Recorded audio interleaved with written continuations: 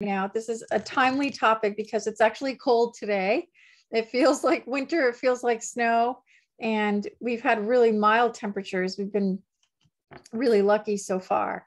And so I am going to talk about birds and how they are adapted to surviving these storms, but also to living life in New England in the winter. It's pretty amazing what they can withstand and not only survive, but thrive. This is a northern gannet out on the Atlantic Ocean. I have a couple of quick slides as usual, which talk about who we are and what we do for those of you who may not know.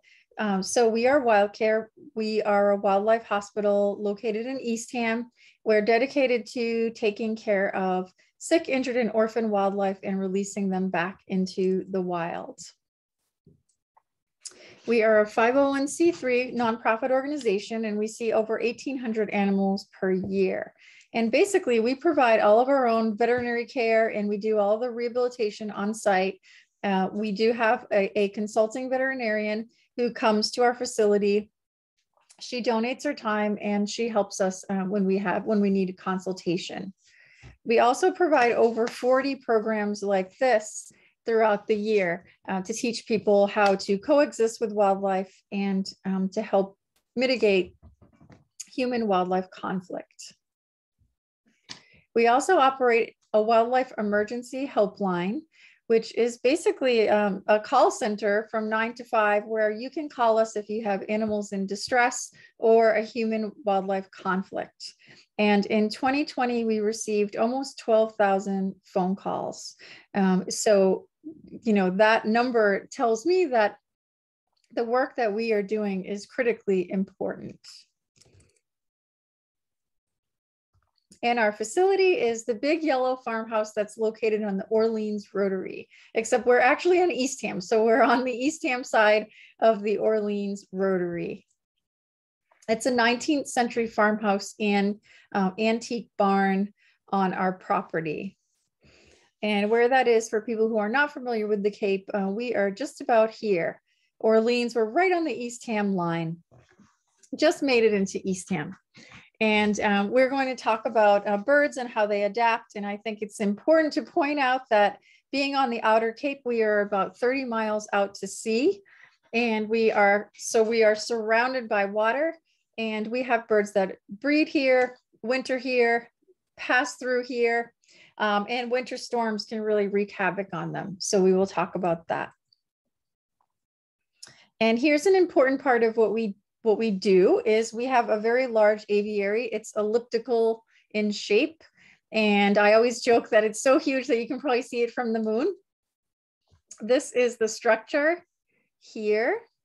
And the reason it's important is because there's 3 inner aviaries and then also an outer aviary or an outer shell where birds can make a continuous flight.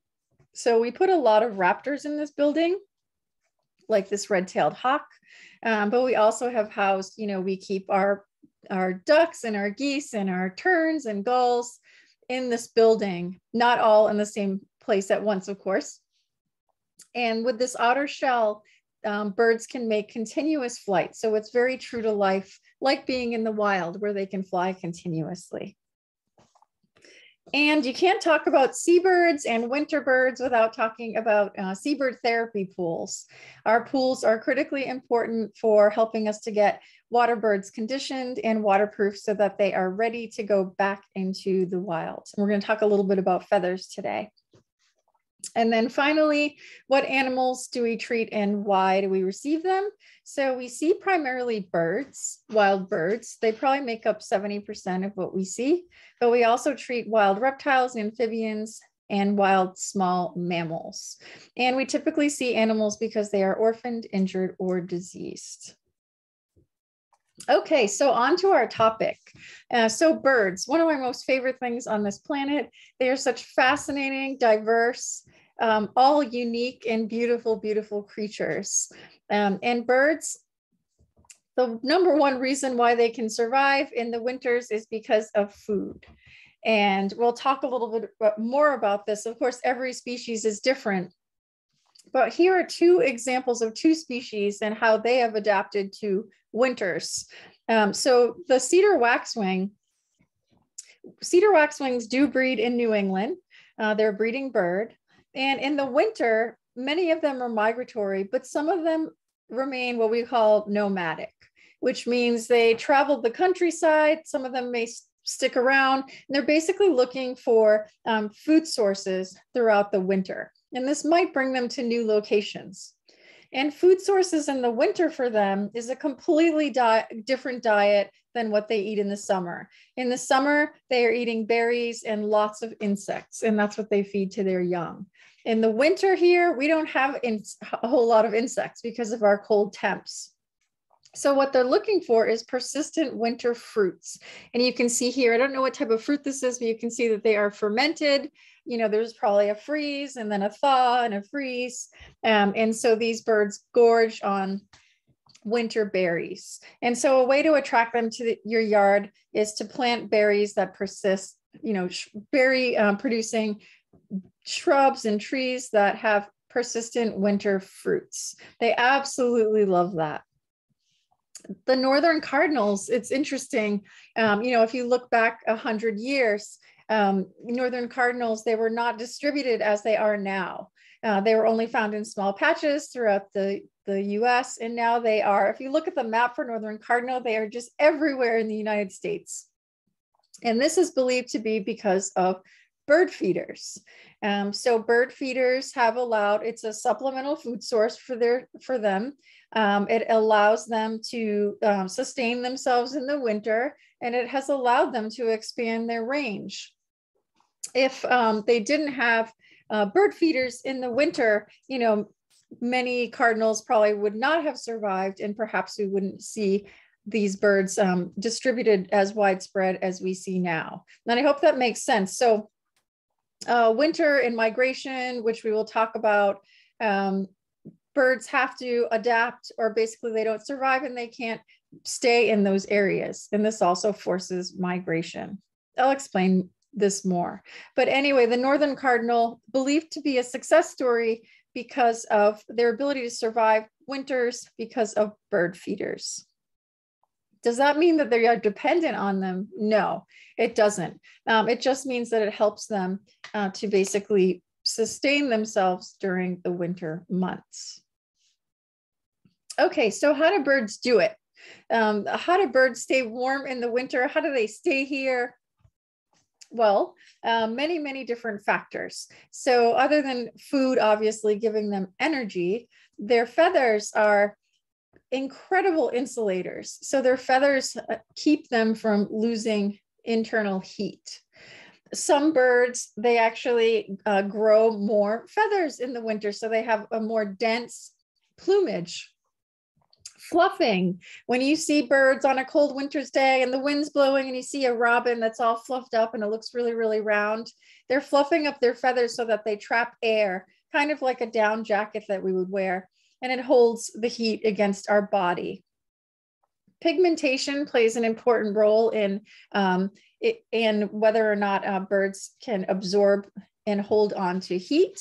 And we'll talk about that a little further along. And birds also go through physical and physiological changes that help them to survive cold and extreme weather. Also, birds select specific habitats that help them to survive. These are all points that we're going to touch upon specifically. And by the way, this is a red crossbill, an absolutely beautiful bird. We do see them here in the winter months. They do not breed here. Their range is across North America. They prefer southern taiga forests from Alaska to Iceland. And they love cone forests, so coniferous trees. And notice how their bill is actually crossed. They have a really good, they were named very well. Their bill is crossed because they are extremely adept at opening pine cone seeds. And so they can actually hang on the pine cones and open them and eat them very efficiently. Such a beautiful little bird. So let's talk about the feathers first. So feathers are so important for survival in the winter. The common eider is probably the best example of the importance of feathers. They have what we refer to as impenetrable down, meaning that their down feathers, when they are in the water does not penetrate them. If water penetrated the feathers, it would get down to the surface, get to their skin, and it would cause hypothermia. And birds waterproof themselves in a few different ways. For one, birds have a gland on their rump that secretes fatty acids and lipids, and they squeeze it with their beak. And then they squeeze the gland with their beak, and then they rub the oils on their feathers. And those oils help to waterproof the feathers. But also the structure of the feathers is such that the outermost feathers on the birds and the flight feathers, they zip up so that they become watertight. It is literally like a watertight zipper. And so they pull the feathers through their beak and they line them up. So that what the down is the underneath layers of the bird that are fluffy and light, and they trap air like a down jacket. And the reason I'm talking about eider is because eider down is the warmest down in the world. It cannot be reproduced. They have tried synthetic down. Eider down is the best. And I wrote down a few facts about eider down. It's exceptionally soft. It naturally expands. It holds a lot of air. It's resistant to compression. And interestingly, so you might be saying, oh God, what do they do to the birds to get this down? Unfortunately, I had done a lot of research about this, and most of our eider down, it does come from wild birds. Most of our eider down comes from Iceland, and they don't harm the bird. What they do is the female, the hen, when she is laying her eggs, she plucks down from her breast to line her beautiful nest to keep the eggs warm when she goes out and feeds. She covers the eggs with her down.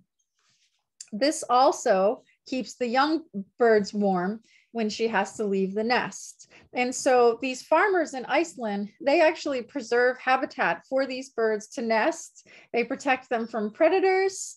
And when the females are nesting, they take a small percentage of the down from the nest. You know, they harvest it for pillows and comforters and things like that, which I thought was fascinating. And they only take a certain amount of down because obviously if they took too much, the eggs or the chicks would not survive. So I was impressed that farmers actually, according to what I've read, farmers in Iceland are actually they preserve habitat for these birds to come, to encourage them and come and nest, and then they can harvest the down. This is not a female eider. This is the stunning male eider, also called a drake. And this is my most favorite sea duck on the planet. I mean, look at the colors. It's nature's paintbrush at its finest. I don't know if you can see here the rosy hue that they have on their breast during the breeding season. Just an exquisite, stunning, stunning bird. Okay, and so I keep talking about down and how important it is, not just for the bird's waterproofing, but also for the nest. So what the heck is down? Well, it is the underlayer of feathers, as I mentioned, and there are several layers of down on a bird. Typically, birds have what's called a semi-plume layer of down, and see how it's like all wispy, and you can see how it would trap air, but then at the ends, it gets a little tighter, a little more zipped up. And so that's sort of the first layer of down, right under the contour feathers on the body. This is a contour feather. And so these are feathers, like if you looked at a duck's back and you see all these feathers all smooth. And if you were to look at their base, you would see that the base is very downy. Because again, this traps air, is light and fluffy, and holds the warmth into the bird's body. Oh, and I'm missing, oh, here it is. It skipped over a feather. So here's the down that is just all fluffy, the down we think of in pillows. This is the down that's closest to the body, really trapping air. And so I hope I just painted a picture that birds have several layers of feathers. And so this is also why if they are waterproof and then they are sitting on the water, they have all these layers of feathers, water is not getting through them. Water getting through the feathers would be devastating, especially for a bird like common eider. They breed from the Arctic to, Boston Harbor Islands. And so breeding in the Arctic, you definitely can't have any waterproofing be compromised at all, because you would freeze to death. Okay, so another interesting thing. So you often see, if you go out to even Rock Harbor on a windy day, you might see all the gulls that have their beaks tucked into their back, and they're often standing on one leg. And when I first started birding, I thought, oh my God, all these birds have broken legs. Did you guys ever think that? And you see them hopping around, and no, I learned that they are basically just, they're trying to reduce exposure to the cold by standing on one leg. And now why aren't they sitting? Well, shorebirds, especially, this is a little shorebird, like a little sanderling, they are always on the go and they're always looking for predators. So having one leg up and one leg out means you're on the ready to run or fly away if you need to, but also they're conserving heat. Oops, because one leg is tucked in. The other thing that I think is really cool that most people don't know is when you see birds and it looks like their beak is tucked into their feathers, it is tucked into their feathers, but even more importantly, bird feathers, the major feathers on a bird, they don't all just grow everywhere randomly. They actually grow in tracts, like you can see here, and here, and here, and here. See these bare areas? Those are called apteria. And so when this bird tucks in, he's touching his beak as close as he can to that bare skin area to transfer heat. So that's like a warm little, it's like a warm little oven in there for the bird to be tucked in. He needs to get underneath those feathers, which are insulators, and he'll have direct transmission of heat from his beak to his back. It's really, really cool. Everything a bird does is intentional, genetically. There's nothing, just by chance or by error. So this is an American robin. This is a classic winter scene. We do have American robins here throughout the winter. And we also, in January, February, we start seeing Canadian American robins. They tend to be larger. Everyone sees them and everyone gets excited and says, oh my God, spring's coming early. The robins are already here, but that's not true. What happens is that's robins in the north, from the north. They may not be finding appropriate food. They move in from the south. You get these huge robins in your backyard, and people start calling Wild Care and saying, I have pregnant robins in my backyard, which always makes us laugh. So what this bird's doing is called Pilo Erection, which is basically just like human hairs. Human hair has follicles, and these birds have tiny little muscles underneath the skin, underneath each feather follicle, which allows them to basically inflate or deflate their feathers. And by doing this, this is the classic example of, this is the bird's down jacket that it's inflating to trap air. So if you see a bird that looks like this, it's usually because it's cold, or sometimes it's because birds are ill. When they're ill, they're not maintaining their body temperature properly, and so they might be fluffed up. Another thing that's really important is reflection and absorption. So bird colors are also not by chance or by accident. They're intentional depending on their environment and their lifestyle. So this here is a razorbill. And a lot of the winter seabirds that we see here that are coming from the north, they have this black and white plumage, black on top, white below. Why the heck do they all look like that? And you think, we're not in Antarctica. Like, why do they look like penguins? The reason is because dark pigmentation, it absorbs energy-rich short solar wavelengths. So these birds, it's so interesting. This bird, for example, the razorbill, they breed in Greenland, and some of them breed in Maine and then in between. So they're cold weather birds. They come here in the winter to winter here offshore with us.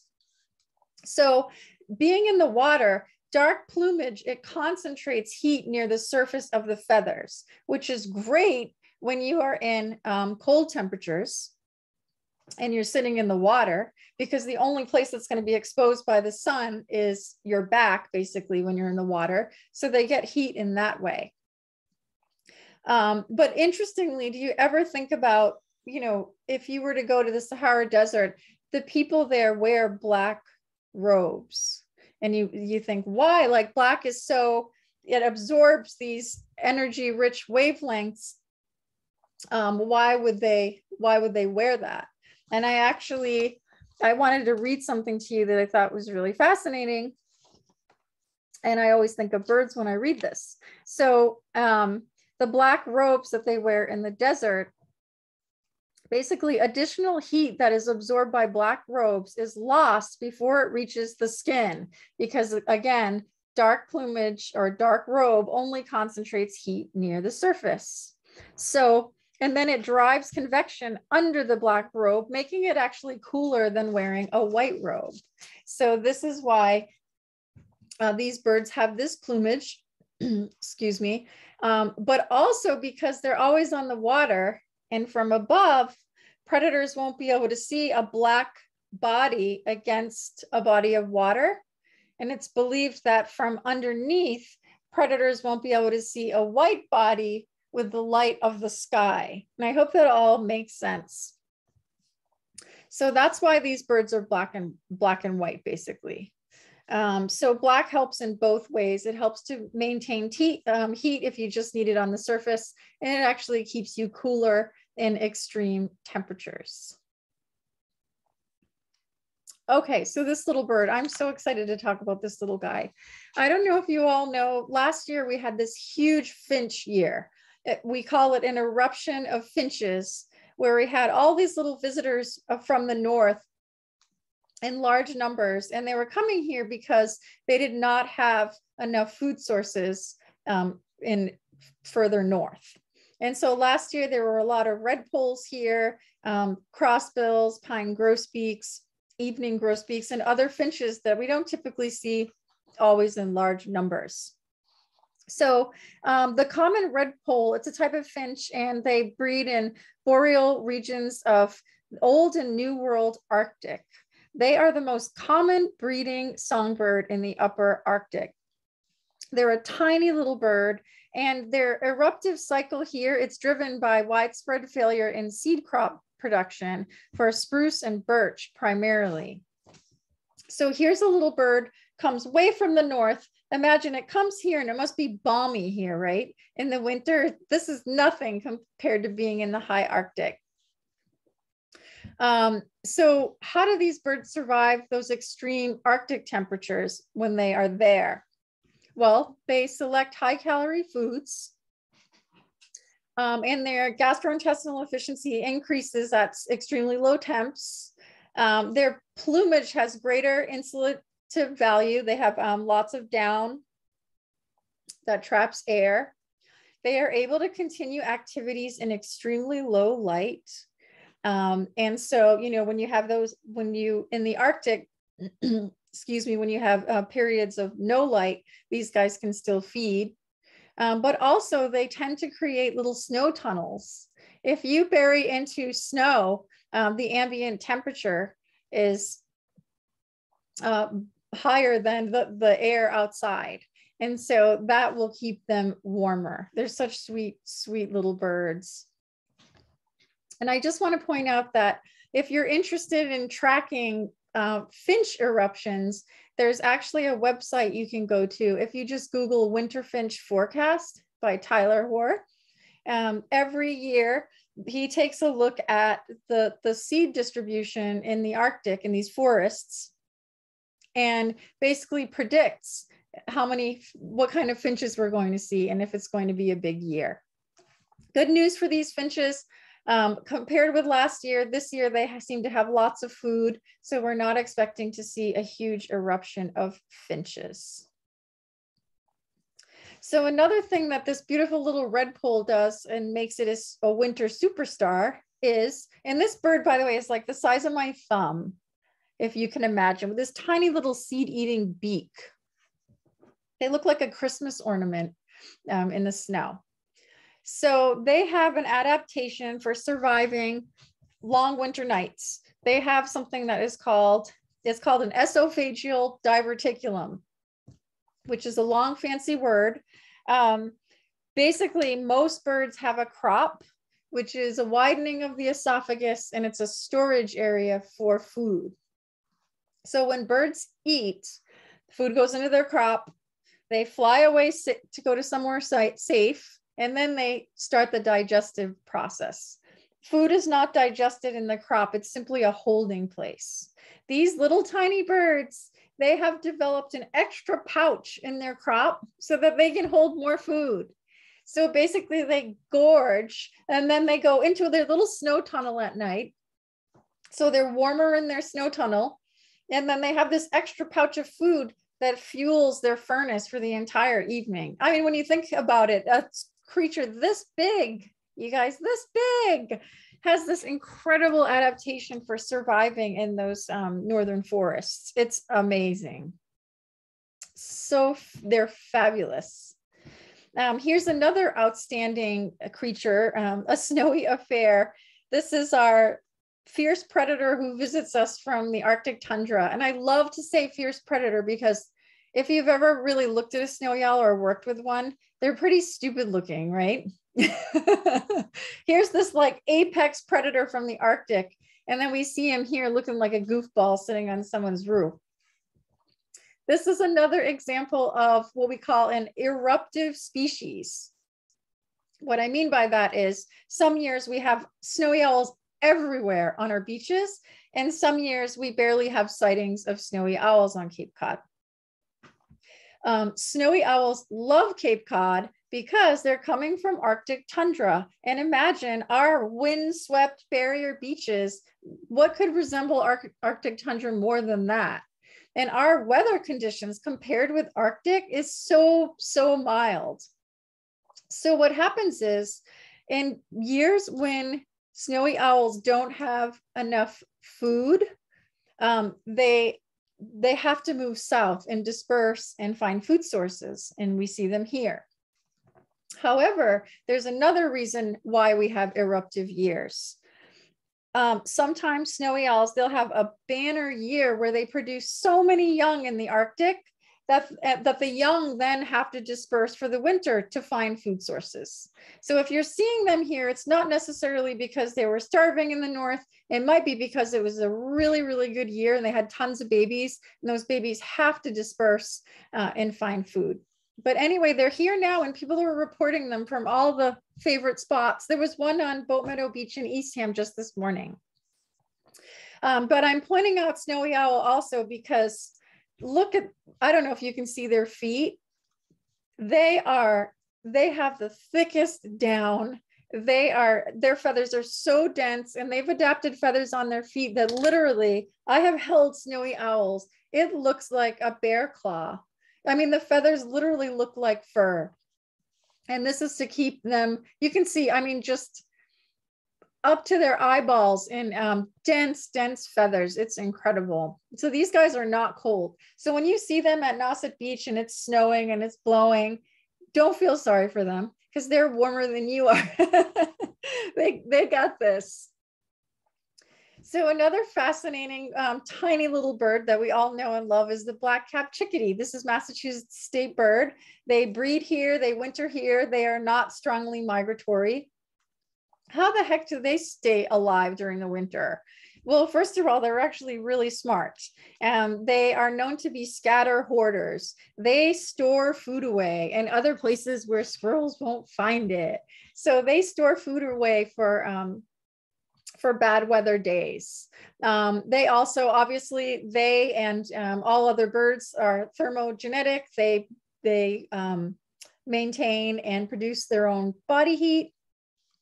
And chickadees can actually go into torpor if extreme temperatures are upon them. So torpor meaning basically an overnight hibernation where their entire system slows down so that they don't expend energy because they need it to be able to survive the night. In harsh winter months, they need to gain 10% of their body weight daily. And here's how, honestly, I feel bird feeders really help. Our birds like completely, what's the word, addicted to bird feeders? Or do they need them? No. Does it help them? Yes, especially in periods of inclement weather.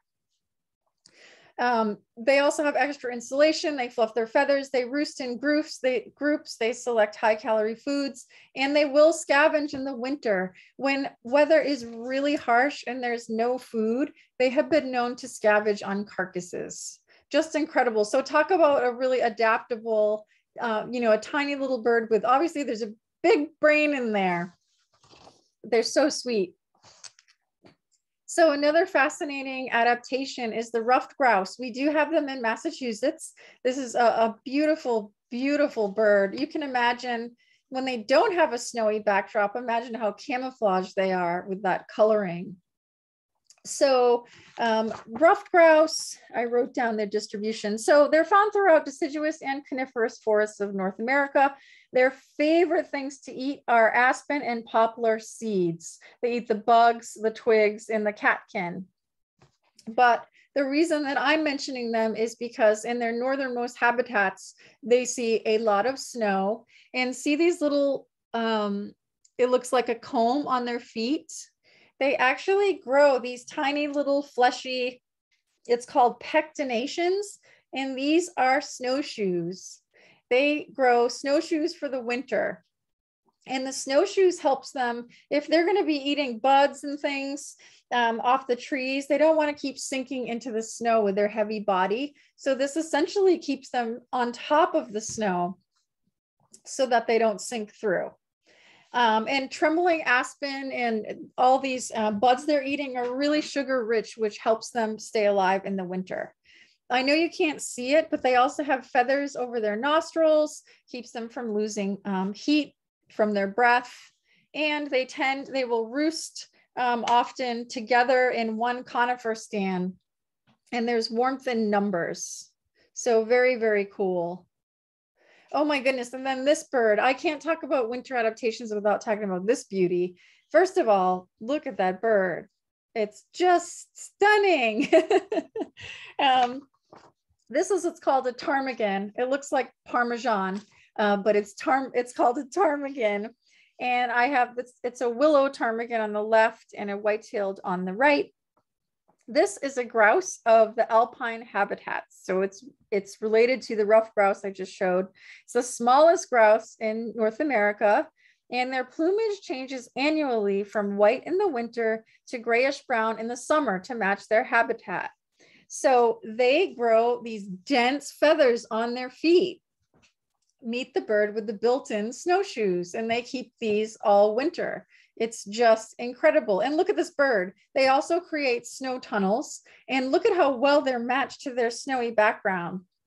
Unfortunately, and we're not going to get into this today, but with climate change, this does impact these animals who have now genetically evolved to blend in with their backgrounds, which are changing with the lack of snow and increase in snow melt and ice melt.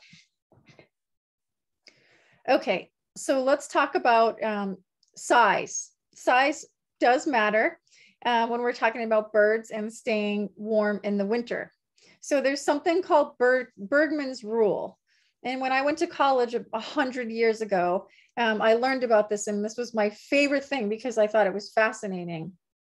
But basically, this German biologist determined that the cooler the temperatures, the cooler the climate, the bigger the birds.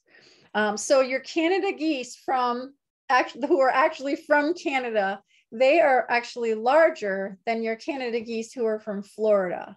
And this is because when you look at the surface area on their body from which they can lose heat from, compared with their body mass, a larger bird actually has less surface area to lose heat from. And so when you think about the Canada geese in Florida, hot, humid environments favor smaller birds because they actually have less surface area to lose heat from. Oh, I'm sorry, I just said it backwards. They actually have more surface area to lose heat from compared with their body mass. And so it makes sense when you really think about it. And we have actually seen it. We have had bald eagles from the Northeast and bald eagles from Florida, and the birds in Florida are so much smaller. And I need to change that slide because it's backwards.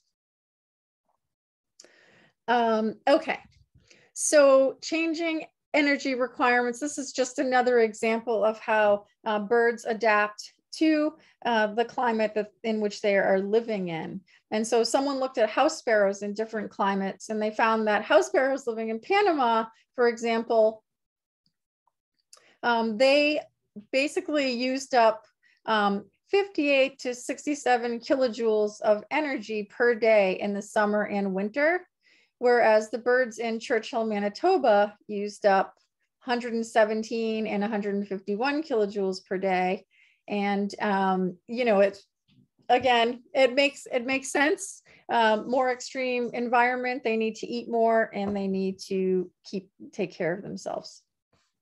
And in a Rhode Island storm in 1989, a lot of songbirds got hit really hard. And a researcher compared survivors and victims and found that the larger males actually survived of some of the species. So Bergman's rule at play there. And so have you ever looked outside, even outside your window, and wonder in the winter when birds are sitting in the snow, how their legs don't freeze? It seems like it's magic.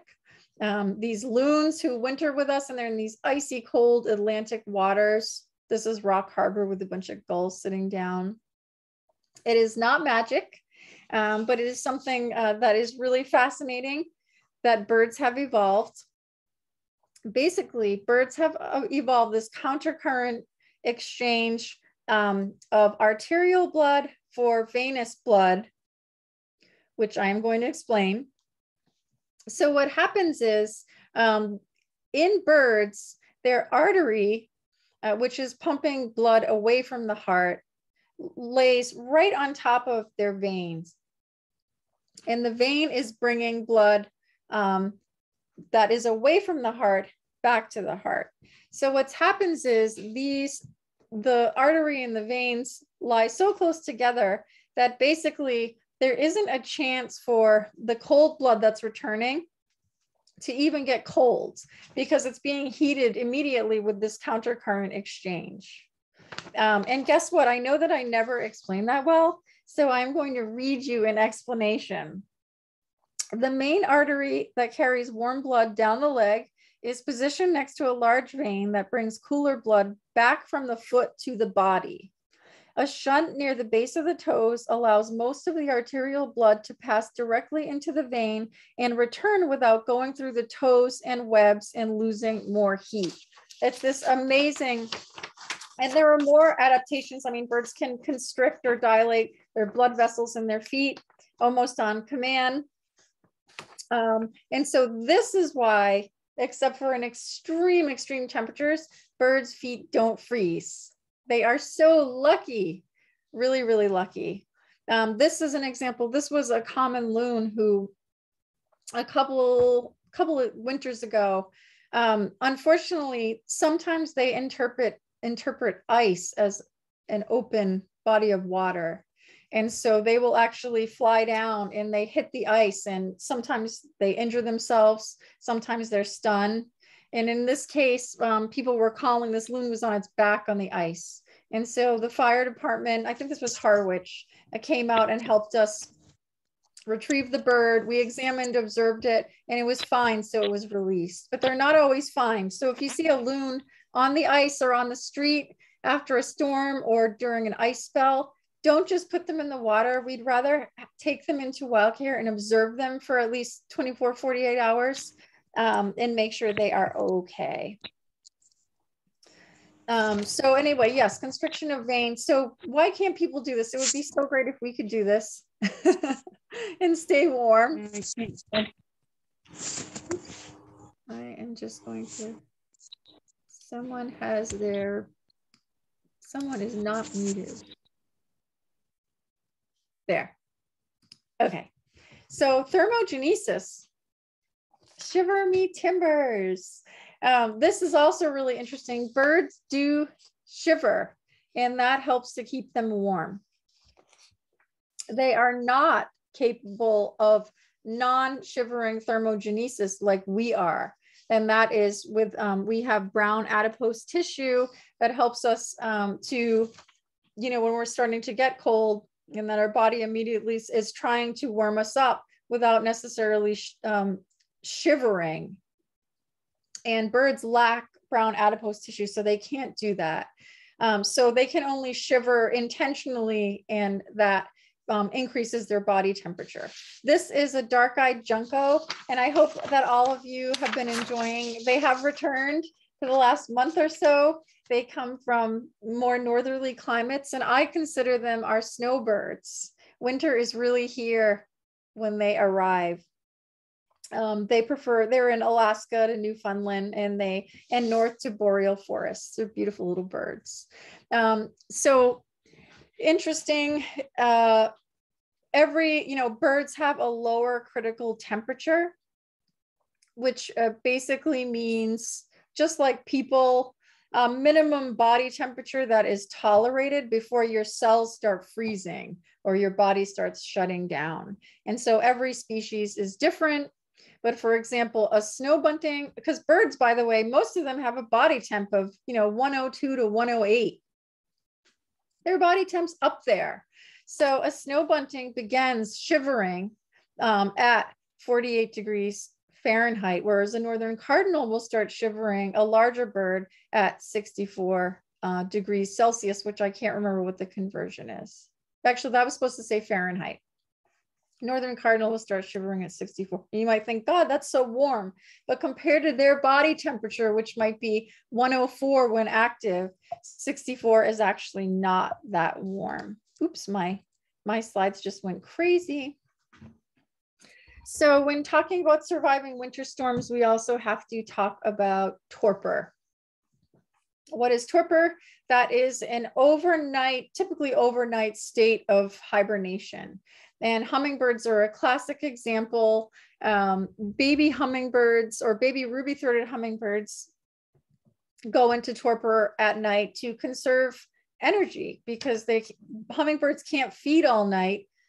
And they have this incredibly fast heart rate, fast respiration, high body temp. You can see all the numbers here. And so in order to survive at night, they would have to eat all night to sustain their metabolism. So a lot of hummingbirds will go into an overnight torpor, which basically means, you can see here, their normal body temperature during the day is 108 to 111. And if they go into torpor overnight, their body temperature drops to 40 to 50 degrees Fahrenheit. So imagine they just completely shut down. They are immobile. Their oxygen consumption decreases by 75% when they drop to 50 degrees. But this saves them 27% of their energy expenditures. So then in the morning, before the sun starts coming up, their body they start getting warmer, they start rousing, and then they're ready to start their day, and then they have to eat all day. So this is extreme. Most birds' temperatures when they are not going into torpor fluctuate at night by 2 to 3 degrees. But I had to share this because it is so, so cool. Of course, torpor puts animals at a huge risk, right? Because they are immobile. And take it from me, I take care of all these babies. In the morning when they are in torpor, I do not try to rouse them. They can't move. They are locked onto their perch. When I touch them, they will cry. And they can't move. So you can imagine, if you're going to go into torpor, you need to go somewhere safe, or you're going to get eaten first thing in the morning or overnight. And so torpor is also metabolically challenging in that it's a slow process. When you wake up in the morning, Depending on the species, the hummingbirds, the babies typically take about 20 minutes to wake up in the morning, and they continue to maintain their temperature while warming. But if a bird the size of a kestrel did this, it would take them up to 12 hours to warm up. So you see, it is not cost efficient to do this. It's these little birds who really need to preserve their energy overnight who can do this. The common porwheel seriously takes the cake on the torpor. I almost want to call it hibernation. And I wrote a couple of quick notes about this ridiculous bird. Let's see. Common porwheel, found through Western United States through Mexico. They like dry, stony habitat, a little bit of shrubs, desert slopes. So they actually will hibernate for 3 months. Imagine a bird hibernating. We're not talking about a bear here or a mammal, a mammal. We're talking about a bird. So what happens is, in the desert, the temperatures often drop in the evening. And then they go through periods of cold spell in some places. In Mexico, they certainly do. And so this bird will hibernate for 3 months. They drop their body temperature to 42 degrees, and they reduce their oxygen consumption by 90%. I mean, this is mind-blowing. They are known to spontaneously arouse. They will wake up and breathe oxygen, all systems functioning, and get back to sleep. When they do wake up, it takes them over 7 hours to get all systems running again. And fascinating, in periods where there's like severe cold spells and there's no food, they will go into hibernation, and sometimes they might be on eggs. I mean, imagine being a mother and you're just like, oh, I'm going to go to sleep now. Like, I'll see you in 3 months. My mind is blown. Fascinating, beautiful, beautiful creatures. Highly, highly vulnerable to predators when they do this. But obviously, evolution has favored this. So the survival, the sustainability in those bad months, it overrides, the birds that are actually predated or eaten during this torpor. Emperor penguins, just another example of the extremes of survival of harsh climates. So the emperor penguin is the largest, the fattest, tallest, biggest, heaviest penguin, endemic to Antarctica, lives in the coldest environment on the planet. They survive air temperatures of -40 degrees, wind speeds up to 124 miles per hour, water that is 28 degrees. How the heck do they do it? Well, first of all, they're living in massive, massive numbers of tens of thousands of birds. There's a lot of body heat there. And interestingly, when they huddle, they don't actually touch each other. There's this like social distancing that takes place. They don't want to be touching each other. But you can imagine the heat from all these bodies that's generated. It really sucks if you're one of the guys on the outside of the ring. You really want to be on the inside of the ring. They also have feathers that are so short and structured differently that they are literally, they're like fur. They're the most waterproof feathers on the planet. They're like woolly down. And they produce a fat layer for the winter months that is up to 30% of their body weight, which they need. And for those of you who know, they have a very unique lifestyle. So they live in this inhospitable for humans environment. And what happens is the female, she lays a single egg. And as soon as she's done laying, and this is like in these, winter storms blowing and snow drifts and you name it. And she lays a single egg, and then she leaves for 2 months, and the male incubates this egg. This is his job. And so he can't leave. So he doesn't eat for a period of 2 months or more. If the egg hatches before she returns, he is able to produce this crop milk based on reserves, produce this crop milk to feed the chick. But that can't sustain it for long. Mom needs to come back. And then basically the mother and the father, they take turns hunting and feeding the young. And so you can see here, males lose 40% of their weight while they are incubating. And when the female's gone, she might travel over 125 miles in search of food. And she comes back. Oops, I'm sorry. She comes back and feeds the chick. And it's just an incredible lifestyle. Imagine living like that. So extreme. He's literally standing there with an egg for 2 months in the most harsh environment on the planet. And so how long are the chicks with the parents? The chicks typically are on their own at about 150 days. So these are also really good parents. Once it's mom and dad feeding the chicks, they might be left alone for a period, but you can see here that they form, the chicks form what's called a creche. And you can see how downy they are. It's impenetrable down. And for this weather, and these guys are huddling together and touching each other, and there's warmth in numbers. So really, really fascinating. These birds can, basically the male incubates the egg on top of its feet, because the feet are very vascular. They can lose heat through their feet. So if you've ever watched, like, what's that awesome penguin movie that had come out? If you watch them incubate, the egg's on top of the feet, and then they sit on it with this pouch of downy feathers, and the egg cannot be exposed to air. And also they will lose heat through their feet. So you don't want to see their feet when they're incubating. They're just incredible, probably the ultimate in extreme weather birds. I just have a few more bird examples and then a few slides about how birds really do survive storms and how you can help them with storms.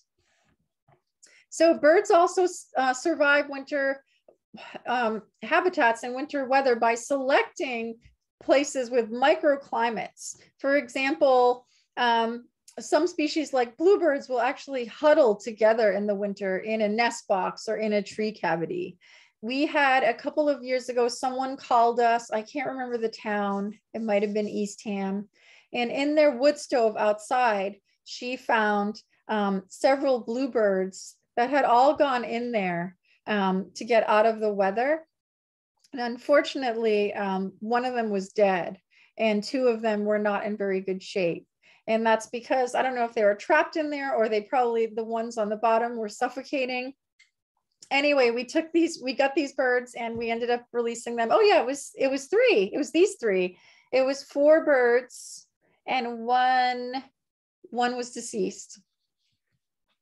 Oops, sorry, slippery mouse. And there have been cases of birds roosting together in extreme weather and being so packed into a birdhouse or a tree cavity that some of them actually suffocate. So, you know, they're trying to stay alive, but sometimes it does not work to their advantage. And this takes the cake. I could not find a picture of this. If anyone can find an actual picture of what Inca doves do to keep warm, will you please let me know? So supposedly Inca doves, which are found in Mexico and the southwestern states into Central America, they will sit on top of one another in cold weather and form a pyramid 2 or 3 rows high with up to 12 birds. You guys, I need to see this, please. If you can Google, if you can find it. Here are 2 Inca doves that are courting and probably copulating. But I'm yet to find a pyramid picture, but I do read about it, so I think it's true. Birds also usually face downwind in the sun. They ruffle their feathers. In these pyramids, exposed doves try to get in for better positions. Like the penguins in the giant circle, the guys on the outside have it rough. You want to be in the middle. So it sounds like these pyramid Inca doves do the same, and they like rally for better positions so that they don't get cold. We already talked about waterproofing, but I want you to know that at Wildcare, it is so critically important for us. I just mentioned how important, you know, feathers are for birds. And a lot of these birds that we see in the winter, especially if they are not waterproof when we release them, they are not going to survive. So we have to make sure that the water literally rolls off of their back. And the way we do that is by swim therapy in our pools. And you can see here that initially this duck, I can see that it's wet, at least wet to the surface. And so eventually we got this American black duck fully waterproofed and ready to go back out into the wild. And they don't usually look back. This was a bird who was shot and had lead poisoning. So double whammy, double human impact whammy for this bird. The lead poisoning is not related to being shot. Lead poisoning occurs when it's ingested, but also this bird had been shot. So I'm thrilled we were able to get him back into the wild. Okay, so how can you help birds in the winter? So there are so many simple things you can do that are inexpensive. I love this photo. It's right here in Eastham. Bluebirds, like I said, they are nomadic typically in New England in the winter. They're traveling the countryside. They're looking for fruit. They're looking for food. Winter is the time where they will come and eat at your bird feeders. They typically like a platform type setting. So a hanging platform feeder on a post, plate on the ground. They will eat chopped suet. They will eat dried fruits, blueberries. They will eat berries that you put out. They'll eat dried mealworms, live mealworms. The thing that really brings them to your yard. So I live in the woods. I do not live in bluebird habitat. For breeding habitat, they prefer open expanses of land. You know, fences with open fields so that they can hunt insects. In the winter, they don't really care. They're going everywhere looking for food. A way to attract bluebirds, if you really want them, is to get a heated bird bath. If you put a heated bird bath in, they will come. And that's how I finally got them to my little house in the woods in the winter. They found my heated bird bath. And then they were like, oh my God, there's pieces of suet. There's chopped suet here and hulled sunflower on a tray. That was it. History. They come back. So you can help birds in the winter by providing them heated bird baths so that they have open water in periods of extreme freeze over. And, you know, I do have to say that, you know, in the last few years, thanks to climate change, we have not seen a deep freeze. But when we typically have one of those deep freezes where the bay is frozen over, the Atlantic is slushy, and also with heavy, heavy snow that turns into ice, we start getting in animals that are starving. And that's because when we have those conditions, animals can't even, you know, they can't dig or burrow or travel to their food sources, and there's no open water. And so I really feel like it's really helpful to give wildlife a break, especially during those periods. And a heated bird bath is so easy, such an easy source of water for them. So how do you help birds in the winter? Plant native plants that offer cover all year, create a hedgerow that blocks wind, or plant bushes that are really dense so they can pop in there when there's a storm and be sheltered. Plant fruiting plants that fruit all year round. Plant fruiting trees that have persistent winter fruits. Heated bird bath. Clean out all your bird houses in the fall after everyone's done nesting. And you never know, birds might move into them. These are winter photos from Mel Tulin, who she gets this downy woodpecker who roosts in her backyard birdhouse every winter. It's so wonderful. So here's a bird, you know, it's not just for nesting, it's for overnight inclement weather, but also in the winter, it's warmer if you are in a box. Leave your nest boxes up, keep your feeders stocked. You can supply food, fresh quality food for your birds. Brush away snow from your feeders and nest boxes. If your birds eat on the ground all the time in the same place, shovel the snow from that area when it snows. You know, these are simple things that everyone can do. Keep your old snags up. If they're not a safety hazard, old snags with holes in them are great winter hideaway places. Create a brush pile for warmth.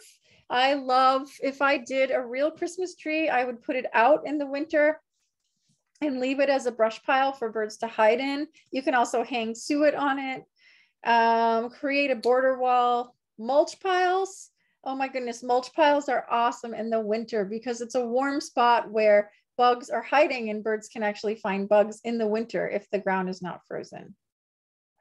Protect your windows. That's always by putting, UV reflective decals on them so that birds don't strike your windows. Shovel the snow for them. And of course, keep your cats indoors. That's a no-brainer. And I didn't answer the question of, why the heck do you ever think like so many birds migrate? So many birds right now are in Tierra del Fuego and Costa Rica. And why the heck would birds stay here? And why do birds come here and winter here? Many, many reasons. First of all, migration is extremely expensive. Think about a bird like a red knot. Some of them winter here. Most of them, however, they make a journey twice a year, all the way from Argentina, Tierra del Fuego, all the way up to the high Arctic. It's several thousand miles.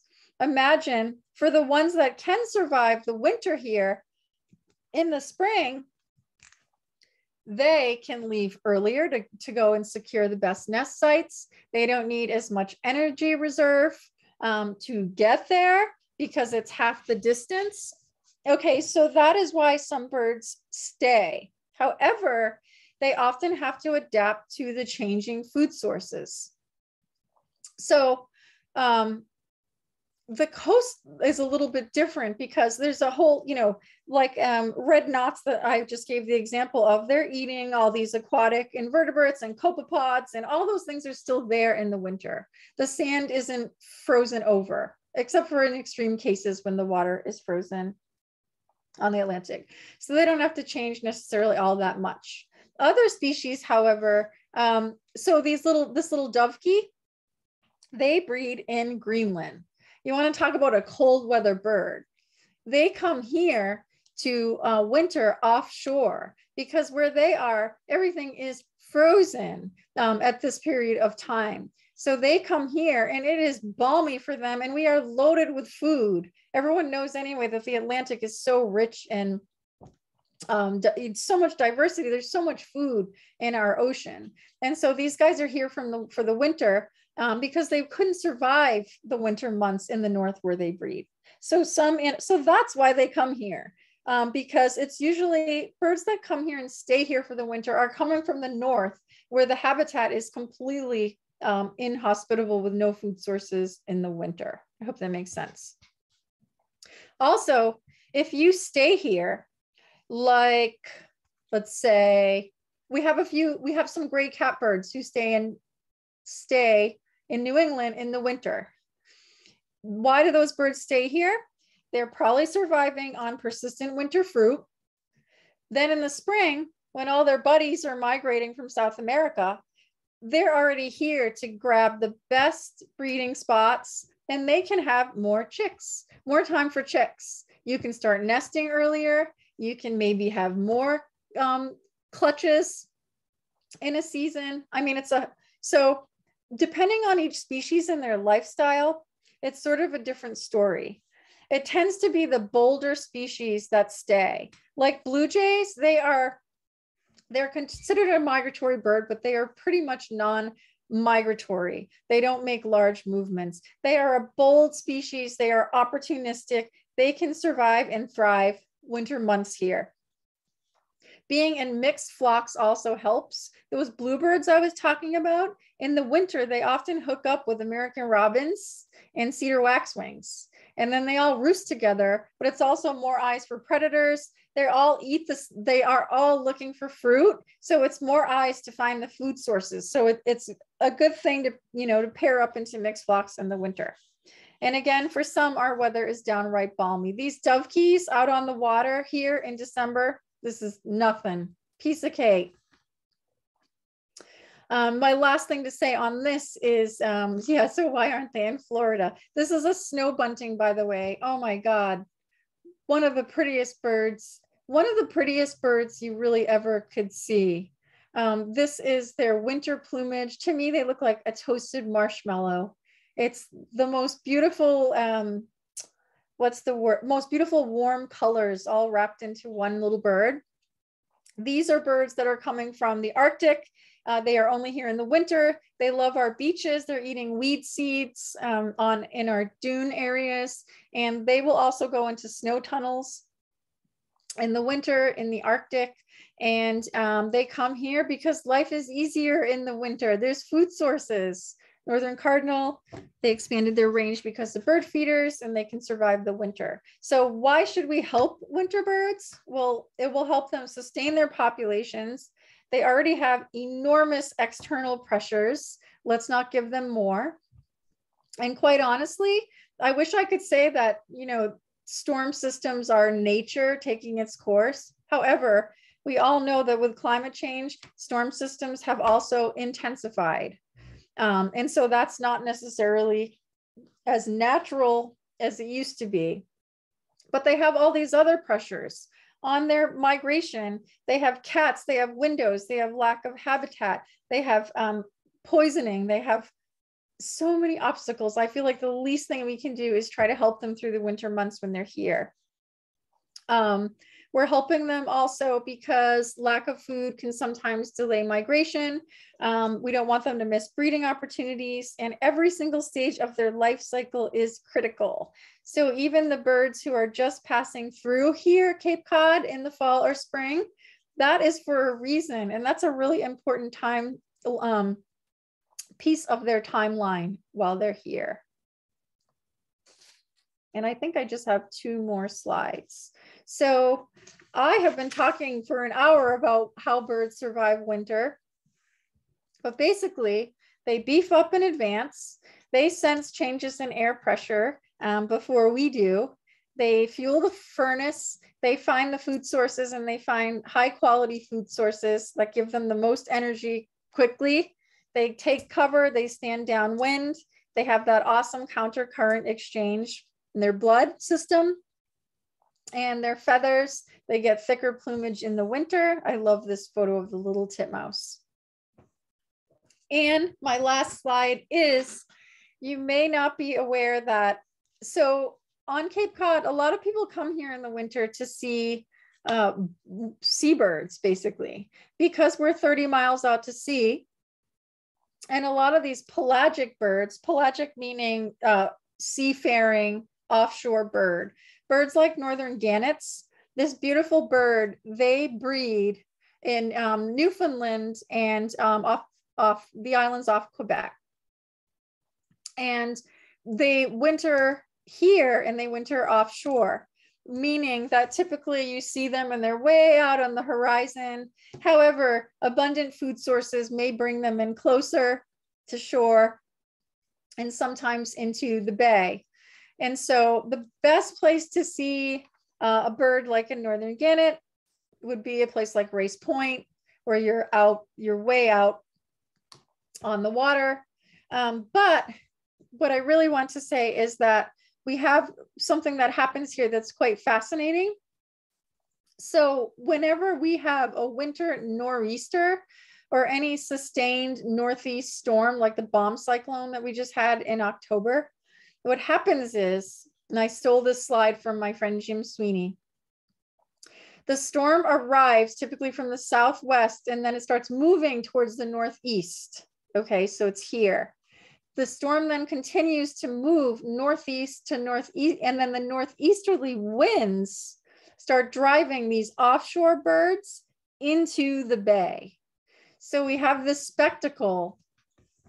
After a nor'easter, all the birders go to First Encounter Beach, because what happens is these birds are blown into the bay.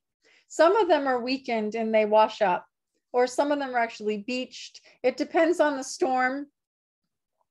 But then what also happens is the winds typically shift to northwest and start blowing these birds back out to the open water. And because this is a thin hook right here in Eastham, you can then see these birds that you would never see close to shore flying right over you in the First Encounter parking lot. I hope this is making sense. So the northeast storms, it blows them into the bay. Some of them beach. Because what happens is these birds, they are built for extreme lifestyles, as I mentioned.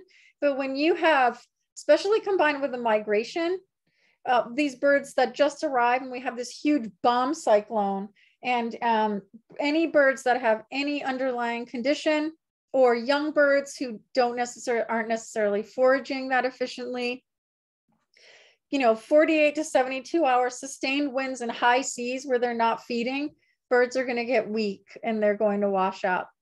And so that's when we get them.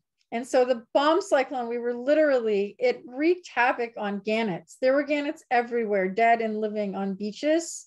I think we ended up getting 11 gannets, and Cape Wildlife Center got like 28. And people were calling about dead gannets. We were able to get most of our birds back out. We rehabbed them and released them.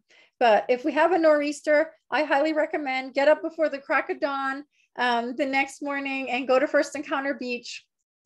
And you might see crazy things like dovekies and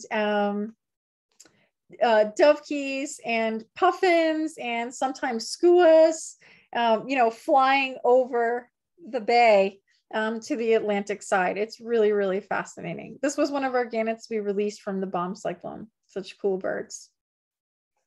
Anyway, that is all I've got for you this evening. I hope that you enjoyed it, and I hope you learned a few things. There was a lot of information in there. I feel cold talking about being cold. And I'm going to stop the share. And if anyone has questions, you can go ahead and unmute yourself and ask me questions. Does anyone have any questions? Or you can type into the chat function and I can read it.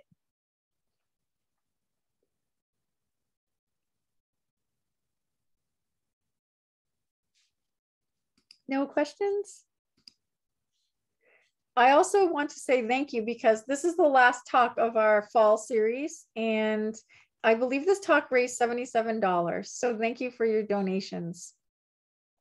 We are going to offer a talk in January 12th about the birds of Scotland, because you probably have all seen from our mailing list in our Facebook that I'm hoping to take a group of people to Scotland next May as a fundraiser for wildcare.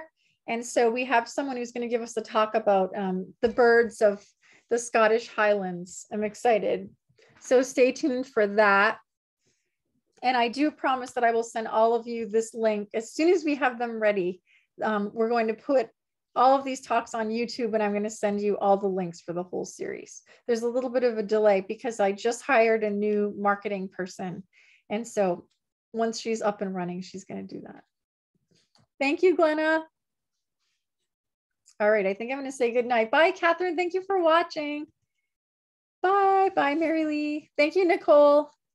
Have a good night. Everyone stay warm. Fluff up your feathers. Bye. Thank you, Kaylin.